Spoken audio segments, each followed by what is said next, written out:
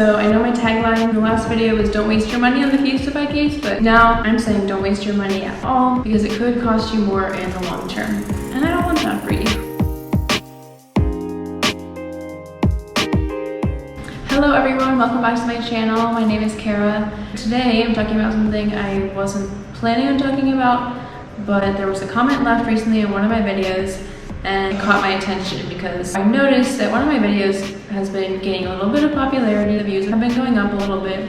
I'm not gonna make any crazy claims or anything, but the views have been going up a little bit, and I saw this comment the other day. If you haven't seen the video, it's the one where I'm comparing the Casetify case to the Mosiso case from Amazon for the MacBook. So I'm comparing these two MacBook cases because they're quite different in price. Casetify gets a lot of recognition, a lot of people get sponsored by Casetify, and so it's a pretty big name for cases, but it's also kind of on the pricey end. On the other hand, there's Mosiso from Amazon, and that case was, in my opinion, better. But today I want to talk about something else that I recently discovered, and something else that happened last month. You can check out those videos if you want, but you might as well just watch this one because it might change your mind after you listen to this one. Let's start from the beginning. The Casetify case, I think I posted a video around February 2021. It's been about almost 2 years where I've been using a case for my MacBook. I've had it since the beginning of 2018, so about 5 years. And I mean, things have happened to it before. Before I got the case, I spilled some water on it one time. That was when I was still in college, and I just left it upside down on a towel. I didn't really see anything happen because of that. And later, when I moved to Honduras, there was one time, I didn't really have a physical grade book, so when this kid gave me his homework, I had to open up my computer and I had to type it in real quick.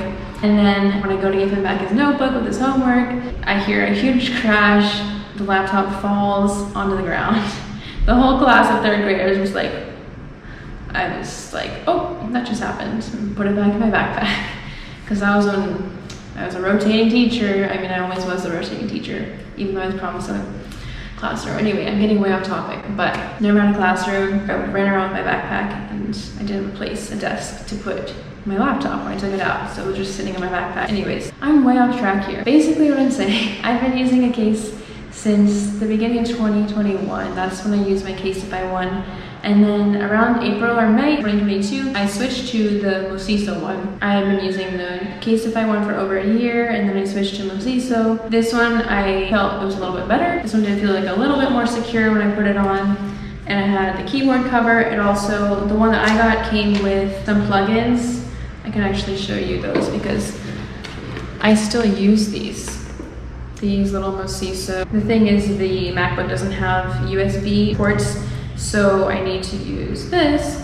So I just use this every day now because I tutor online. I have a headset that doesn't have a headphone jack, it has a USB. So I use this every day for that.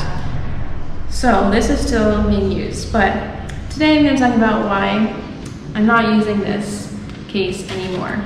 This is not my MacBook. I took it off the other day as soon as I saw this comment on the video. Let me tell you what that comment was. Basically, someone said they ordered the Mosiso case, but they were scared because they had heard that it can cause screen damage. Now, last month, December 2022, my MacBook started having these pinkish purple lines across it. There were columns of these lines everywhere, and they would look different depending on what the background was, depending on what I had pulled up on the screen. It was really weird. I only saw a few at first, I turned it off and it went away, and then it came back, and then I turned it off and it didn't go away, and it stayed like that. So this happened close to the beginning of December. I was not thrilled about it. Obviously I use it to work, I use it for teaching online, and it's not easy to stare at that for working. We took it to a place nearby that we thought would be able to fix it. The first place we went, they said, you can't go to this location, you have to go to this other location for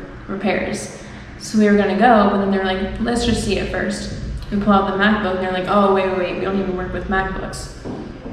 So they recommend us to another place, we go there, they said, no, can't do that here. They recommended another place to us, so at this point we're running all over town. And we finally go to this place and they quoted me like $600 to $800 to replace the screen. They said it's a screen problem, so if the screen is replaced, then it should be fixed. Hearing that was a bit of a shocker. I obviously wasn't wanting to spend $600 to $800, which they made the point. It is an investment in something that you've already had for a few years and it's not under warranty anymore. It would have been an investment to do that. My husband thankfully had another thought. He said we could just order a screen. So I found one on Amazon, I'll link it below. I ordered a screen for $200 and spent another couple bucks on a little toolkit. The screen that I ordered did end up coming with a little toolkit, but it was nice to have the other one as well because there were a few parts that were needed. That was another hard thing to find, a toolkit that had everything, because reading all the reviews for all of them, some of them had all the stuff, some of them were missing something. This month, after we got back from our honeymoon, what we did, my husband spent the afternoon pulling apart this MacBook, all those tiny little screws, and putting the new screen in. And now it works fine. The display looks normal to me. I think a couple reviews on Amazon said that the brightness was a little bit dimmer. I think that's true, but I always dim my brightness anyways, and I don't have it super bright. So I didn't really notice anything, but thankfully everything went well. Thank God for my husband who put it all together, and we didn't have to spend the $600 or $800 that the other place was asking. Now my MacBook works fine. After I put the screen back on, I put the case back on, and continue life as normal. But the other day I saw this comment on my Mosiso versus Casetify video that said they ordered the Mosiso case, but they were scared because they'd heard that cases can cause damage to the screen.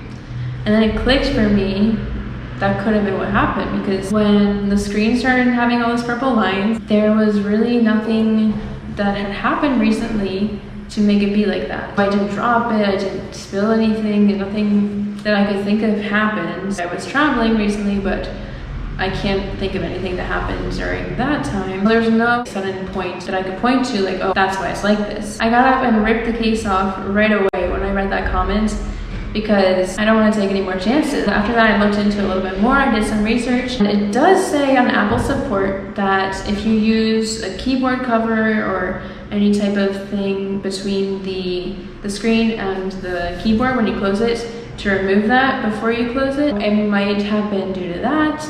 I can't say for sure what caused that problem to happen with my screen, but I don't want to take any chances. I also read some things that said the part on the back of the screen can cause extra pressure, which can damage it, or the part in the bottom can cause overheating. This one does have vents. I'm not going to say it was overheating or anything, but it does have the keyboard cover, which that was one of the things that Apple does not recommend. So I'm definitely not going to be using the keyboard cover anymore. The rest of the case, probably not either, even though it feels very slippery now in my hands. I have to get used to it again. Honestly, I cannot say for sure that the case caused that problem. I'm sure other people have used the case and continued with it for a long time without having any problems. But I did want to share that that did happen for me, because I know it's nice to hear updates after longer periods of time about a product. Even though I can't say for sure that it was the case that caused the damage to my screen, I still don't want anyone else to go through that. So I cannot say that I recommend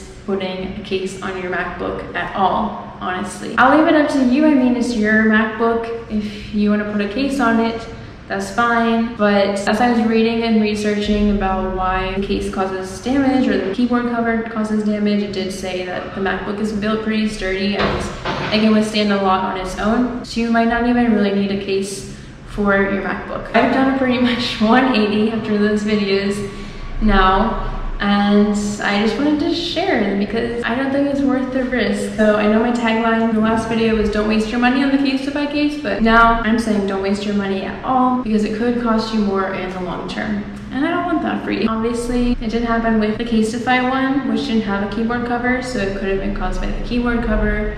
I'm not really sure. But they also recommend not even having a camera cover. And I do have a camera cover, like a little one at the top here, but I might take it off too, even though it's really helpful when I'm not ready to show myself in a lesson or something. I'm not sure if I'll take that off yet. That's what I had to say. Thank you for watching. I hope you have a great rest of your day. Make good decisions if you want to put a case on or not. Just remember, the MacBook is built pretty sturdy. It's designed to have just the pieces that it came with on it and not anything extra attached. That is what I've learned through my research. I can link anything below in case you want to read it for yourself, but I hope that doesn't happen to you. I hope you don't start seeing purple lines on your screen because it's not good. Thank you so much for watching. I hope you have a great rest of your day, and I'll see you in the next one. Bye bye.